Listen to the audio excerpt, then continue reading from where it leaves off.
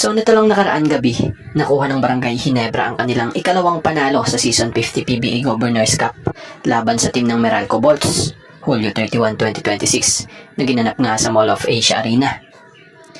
So sa naging laro, ilan sa bumida ang gaya ng naging best player of the game na si RJ Abarientos matapos kumamada ng 27 points kasama ang 3 rebounds at 3 assists na inalalayan ng kanilang import na si Riley Grigsby na umambag din ng 25 points, 9 rebounds, 3 assists, 2 blocks at 1 steal.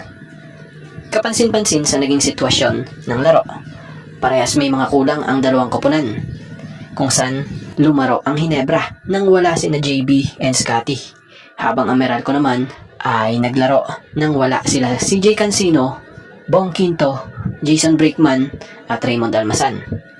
Bagamat nakuha ng Ginebra ang panalo, pero para kay Coach Tim, hindi nga umano naging maganda pa rin o pretty ang tinakbo ng laro.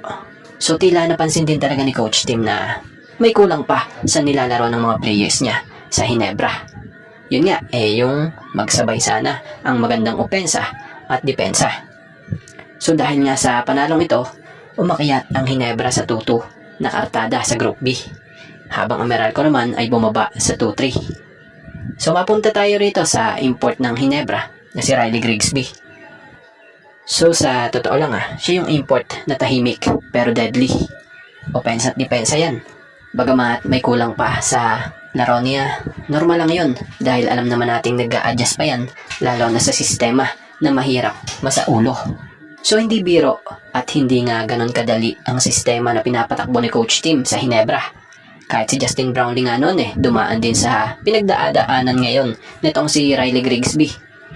So kagandahan kay Riley Grigsby habang tumatagal, kung mapapansin nyo sa laro dito kontra Meralco, unti-unti nang nakakasabay siya at unti-unti nang bumabagay sa team ang laro niya.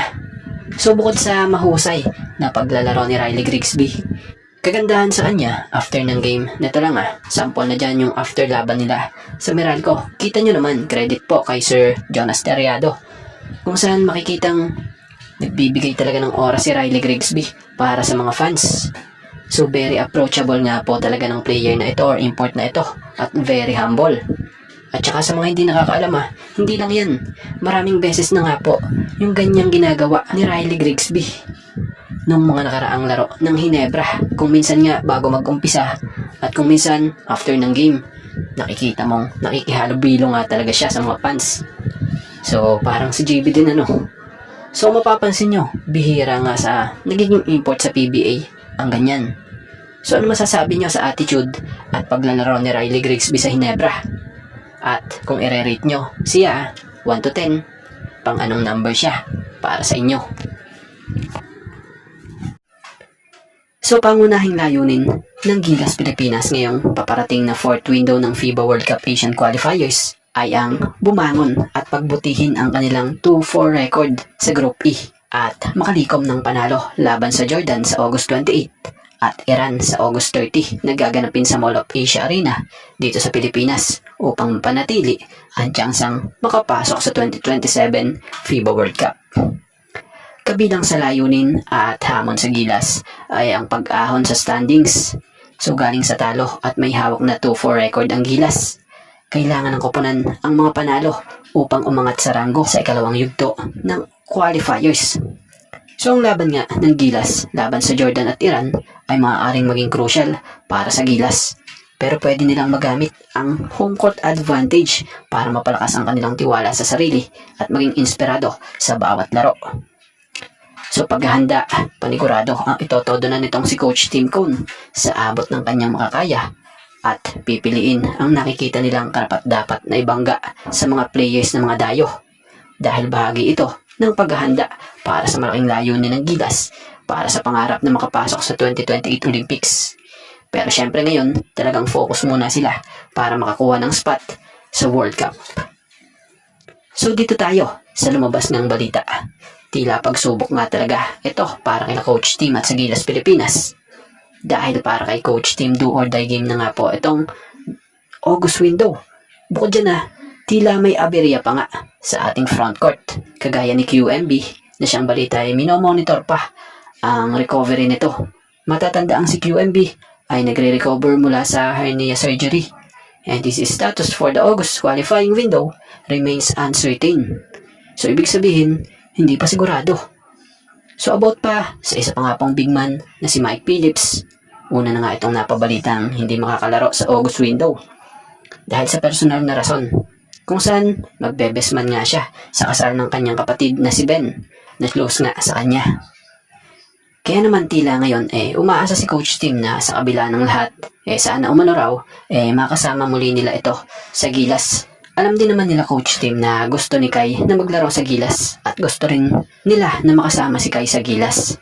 Pero ang isa nga sa talagang tinitingnan nila dito yung schedule ni Kai, na alam naman nating napabalita nang maglalaro muli ito sa US para sa pag-abot ng kanyang pangarap.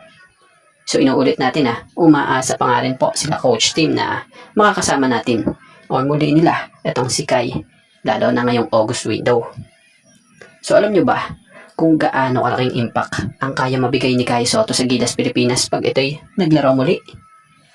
Malaki nga po ang maitutulong ni Kai Sotto sa sistema nitong si Coach Tim Cone sa Gilas Pilipinas sa pamamagitan ng pagbibigay ng matinding taas mula sa poste at depensa laban sa matatangkad na kalaban sa FIBA.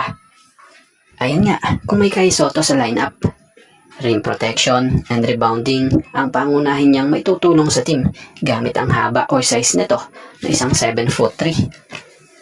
Passing and decision making, epektibo siya na gumana sa high post o low post para magbigay ng pasa sa mga pumapasok na shooters at cutters. Scoring efficiency, nagbibigay siya ng madaling puntos sa malapit sa basket at nakakakuha ng mga second chance points mula sa offensive rebounds. At makikita mo rin kay Coach Tim na sobrang confidence din siya pag nasa loob o nasa lineup niya itong si Kai Sotto. Kung matatandaan nyo noon, nabanggit din ni Coach Tim na kaya nga umano raw nila tulunin ang kahit sino mang kalaban sa buong mundo kung kasama at nasa maayos na kalusugan itong si Kai Sotto. So tingnan natin so sana makasama pa rin o makasama muli ng Gilas Pilipinas itong si Kai Sotto ngayong 4th window, lalo't mahalagang laban ang mga natitirang laban sa Gilas Pilipinas.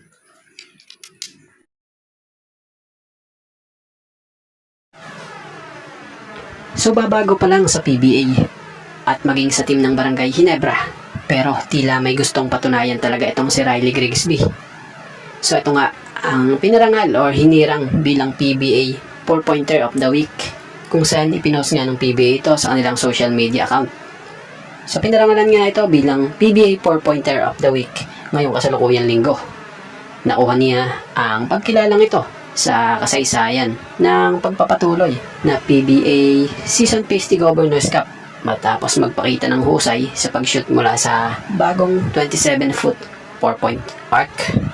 So nakuha nga ni Barangay Ginebra San Miguel Import, Riley Grigsby, ang pagkilalang ito na PBA 4-pointer of the week matapos magpakawala ng magkakasunod at matinding mga malalayong tira mula sa 4-point arc.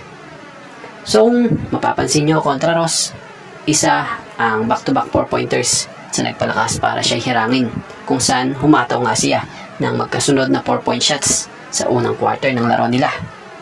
So siya nga din ang nagsisilbing nakapagbibigay ng spark sa team.